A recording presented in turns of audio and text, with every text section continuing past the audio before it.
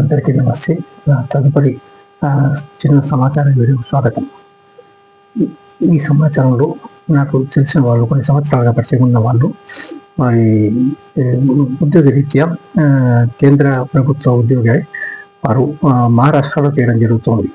కొన్ని సంవత్సరాల క్రితం ఇది. అప్పుడు నరేష్ గారు నాకు హైదరాబాద్ ట్రాన్స్ఫర్ కావాలి అని అడగడం జరిగింది.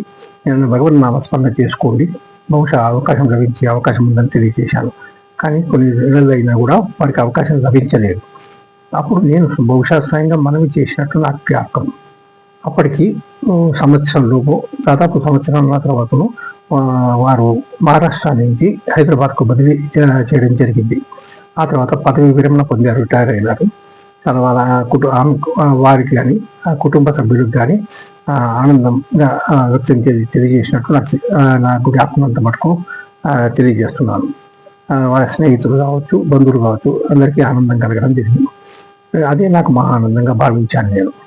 కనుక ఈ చిన్న వీడియోలో ఆ సమాచారం, అంటే ఎన్నో అద్భుతాల భాగంలో అది కూడా అద్భుతం జరగడం నాకు ఆశ్చర్య ఆనందాన్ని కలగజేసింది.